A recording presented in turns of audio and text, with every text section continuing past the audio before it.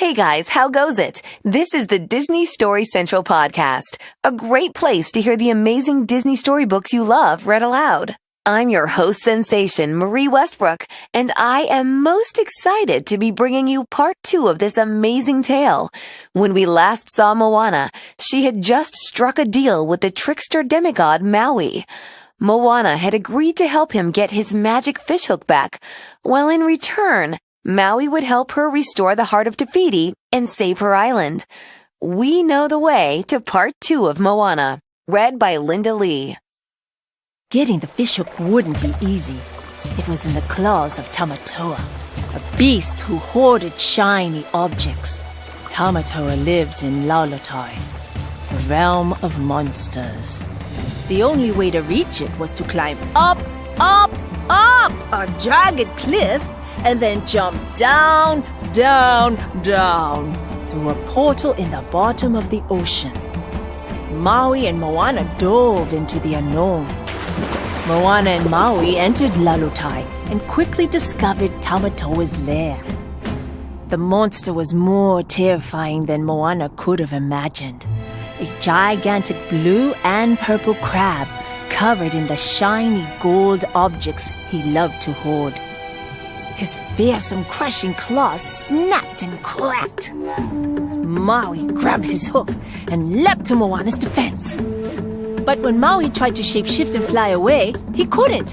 His hook wasn't working right. As Tamatoa pressed down on Maui, Moana did the only thing she could think of. She held up the heart of Te Fiti. This was just the kind of treasure Tamatoa couldn't resist. Moana dropped the stone to the dank floor, and when Tamatoa lunged for it, Moana grabbed the fishhook. Moana and Maui ran for it. Tamatoa thought he had gotten his prize, but Moana had tricked him. Tamatoa was left with an ordinary rock, while Moana slipped away with the real heart. Moana had kept her part of the deal. Now it was Maui's turn.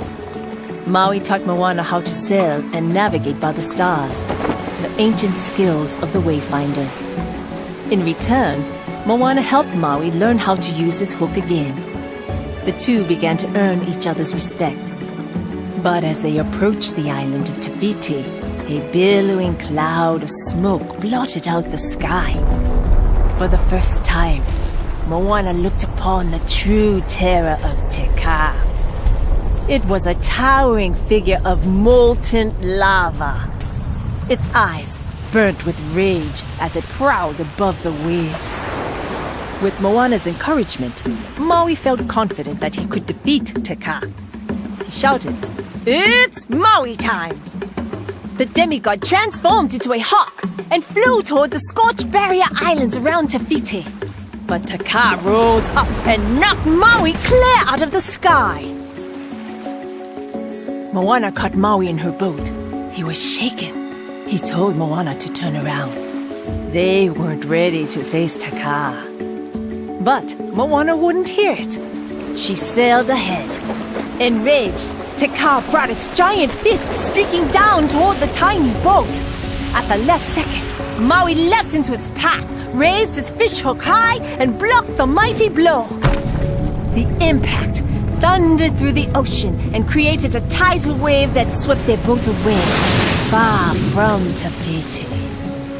Moana was rattled, but she knew she couldn't give up. Now that she knew the monster was made of hot lava, she realized it could not touch the cool ocean water. Maybe, just maybe, if Moana could distract Te Kā, she could sneak past it. Moana explained her plan to Maui, but he refused to help. His fishhook was cracked because Moana had insisted on attacking Te Kā before they were ready. One more hit like that was sure to shatter it.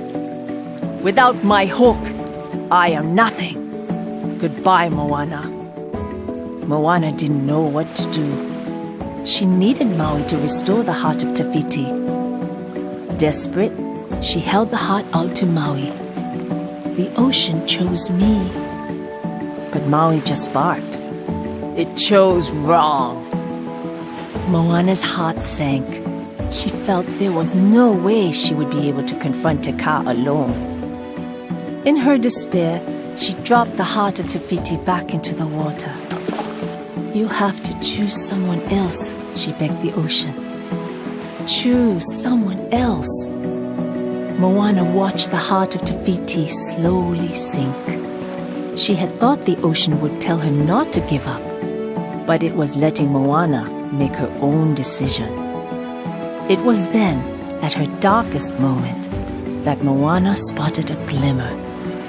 Moana watched in amazement as a glowing manta ray rushed through the water toward her and vanished under her boat. Then, a voice from the bow turned her around. "You're a long ways past the reef." It was the spirit of Grandma Tala. "I never should have put so much on your shoulders," she told Moana softly, and reached out to touch her granddaughter's cheek. "If you are ready to go home, I will be with you." Moana nodded and went to turn the boat back toward Motunui. She reached out with her oar and found she could not bring herself to do it. Scared and tired though she was, she could not bear to paddle home. Moana was torn. She knew she had to look past her fear and listen carefully to her inner voice. She was Moana. She loved her people and the sea. She was a wayfinder, and she knew what she had to do. Moana dove into the dark water. Far below on the ocean floor, the heart of Te Fiti began to glow. Moana swam and kicked. Down and down she dove, deeper than ever before. After what felt like an eternity, when she felt as if her lungs might burst, Moana's fingers at last closed around the heart. When she resurfaced, Grandma Tala was gone. But Moana knew her grandmother was always with her. Moana was determined to face Te Kā, with or without Maui's help. "I am Moana of Motunui," she cried. "Aboard my boat, I will sail across the sea and restore the heart of Te Fiti." Moana steered for a narrow gap in the barrier islands around Te Fiti. Te Kā rose high into the sky to stop her, but Moana had a trick up her sleeve. At the last second, she veered toward a different opening. Te Kā hurled boulders at her, but Moana made it through. "We did it!" But there was no one around to hear her call out. Hei had fallen overboard. Again, Moana reversed course. She had only moments to save her friend. Moana reached Hei, but they were left at the mercy of Te Kā. The terrifying lava monster lashed out. The tiny boat tipped. Te Kā raised its fearsome fist to smash the vessel to bits. Moana wondered if this was the end. And that was when Maui swooped in. With a swish crack, he blocked Te Kā's blow with his damaged fishhook. The demigod whooped with excitement. With or without his fishhook, he was Maui. This was his element. He called to Moana, "I've got your back, chosen one. Go save the world." Moana and Hei scrambled back into the boat, but... "Wait!" Moana cried. "Maui! Thank you." He grinned. "You're welcome." With Maui holding Te Kā at bay, Moana reached the central island of Te Fiti. She raced up the slope, but what she saw at the top stopped her short. Where Te Fiti should have been, there was nothing but an empty crater. Maui flew toward Te Kā, but the lava monster knocked him to the ground and shattered his hook. Moana's mind raced. As she stared at Te Kā, she caught a glimpse of a familiar spiral pattern in its chest. Suddenly, Moana knew exactly what to do. She raised the heart, and it began to glow. Te Kā's menacing gaze snapped away from Maui and fixed on Moana. Moana was undeterred. She told the ocean to let her through. Once more, The water pulled away from the shore and cleared a path for Moana. But this time, the path led to Taka. The monster raced toward her, glowing with rage, but Moana stood tall, unafraid. Then, a low, sweet song filled the air. As Taka closed in on the heart, it grew strangely calm. When the monster reached her, Moana reached out and placed the heart into the spiral hollow in its chest. Then, she simply touched her forehead to Taka's and whispered, "Remember who you are." Taka's rocky exterior began to fall away.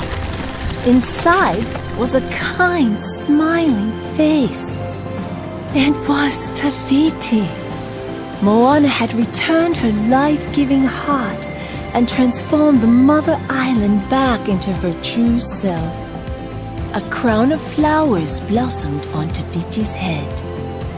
Tafiti thanked Moana and Maui. She repaired Moana's boat and restored Maui's shattered fishhook. As Maui prepared to leave, Moana had a suggestion. "You could come with us, you know. My people are going to need a master wayfinder." Maui gave Moana a hug. They already have one. A new tattoo appeared over Maui's heart, a new chapter in his incredible story, Moana the Wayfinder. Maui turned into a hawk and flew off into the blue sky. With the green island of Tafiti blooming behind her, Moana set a course for home.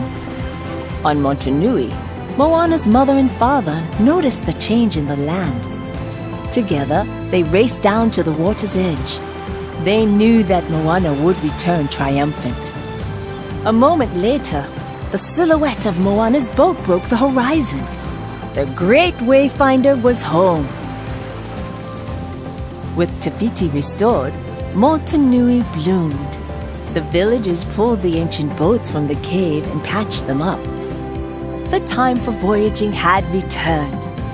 It was time for the people of Motunui to remember who they were. It was time for Moana to lead her people on new adventures across the sea. If you liked today's story, be sure to grab a grown-up and head over to the App Store to download the Disney Story Central app. All your favorite Disney storybooks are available for purchase on your device, anytime, anywhere. Try entering the code MauiCast for a free ebook. That's MauiCast, MauiCast. That's all for the Disney Story Central podcast. I'm Marie Westbrook, and I'll see you next book.